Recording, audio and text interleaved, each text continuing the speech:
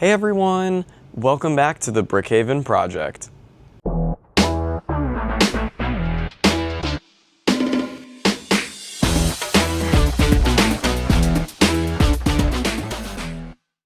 In today's video, we're going to be taking a look at the completed Lego City tables. So, let's get into it. That's right, we have completed phase 2 of the table construction, meaning we were able to build the last two 40 by 90 inch tables to create this large U, which is what I was planning on having for the full Lego City layout. Now, this layout is definitely much different than the old layout and is going to require quite a lot of reconstruction. So let's kind of take a look at everything that I have laid out so far, and I can tell you my plans for our brand new Lego City layout. Now, you will have to excuse the mess because there are definitely a lot of modules that still need to be placed and a lot that need to be reworked. But starting over here on the left side of the U, you can actually see what might be a familiar sight for older viewers of the channel, and that is this sand blue warehouse module, which I used to have before I started the mountain. And I decided to place this here, and this is going to sit on a siding that's going to branch off of the main line. And then that brings us into the town, which might look pretty familiar because I really liked the front portion of the town. That included the train station, the gas station, and all of these front modular buildings that you see here. And I really loved that from the old layout, and I wanted to preserve that. So what I decided to do was to actually keep the front 40 inches of the town from the old layout and just kind of transfer it over. Now, that doesn't mean that there aren't going to be changes made, because I definitely have some ways that I want to improve the front portion of the town, but I at least wanted to kind of start off with a little bit of a good solid foundation over here. But if I pan to the right, you can actually see this is where things start to deviate from the old layout.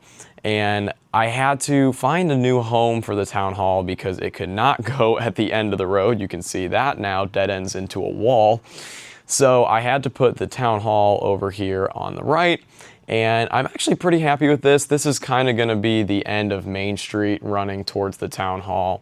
And then as for up here, I did start working on a mock, which I'm not really sure is going to stay here, but I was hoping to maybe put a bit of a grocery store next to this parking lot, and then maybe a small park by the town hall. I think that would be pretty fitting. And then as we move our way to this middle section, you can see there's really not much here. We have the curved train tracks, and that's really about it. I did throw in some water plates just temporarily because I am thinking about doing kind of like a large water reserve here, and then maybe doing some trees in the background. I thought that would look really nice. So we'll have to see. This area is definitely kind of up in the air right now. If you have any ideas, definitely let me know down in the comment section. There are some portions of this layout that I feel pretty good about, like the town here on the left, but then quite a lot of other portions that I'm not feeling super confident on quite yet. So I'd love to hear what you guys think down below. But as we work our way to the right side, you can see I did temporarily place the old train yard there. Again, I'm not sure if that's going to stay. The old one definitely gets a little close to the main line, so I definitely have to change how the switches work, but I was thinking I could potentially run a switch track off of the main line here and curve that into a siding or two. I also thought this right corner might be a really good home for the train engine, the old train engine shed from the Bricklink Designer Program series. So we'll definitely have to see on that. But over here is definitely a bit of a blank slate, and I'm really looking forward to what we might design for this area.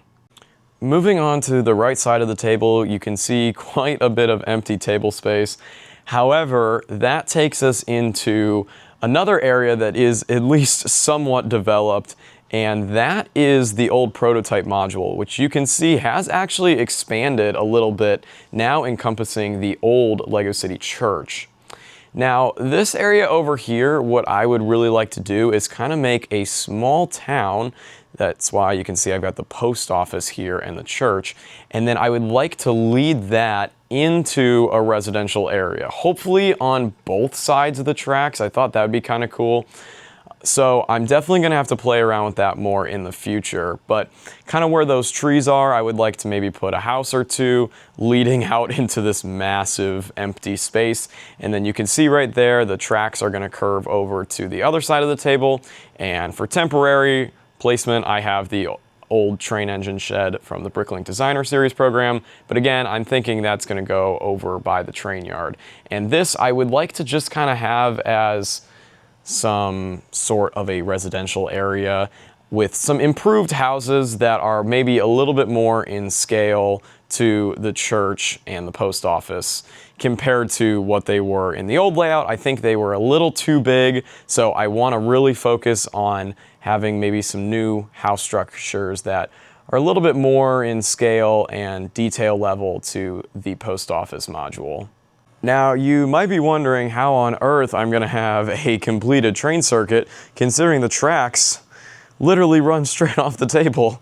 Now, yes, right now the current layout is in a big U. However, what I would like to do in the future is actually create a small train bridge that's going to run across from the left side of the U and run all the way to the right side of the U over here where we have my train signal tower, and that would allow us to actually complete the train circuit, and hopefully the bridge will be removable so that way I can very easily get in and out of the U and we can still run our awesome trains around the layout.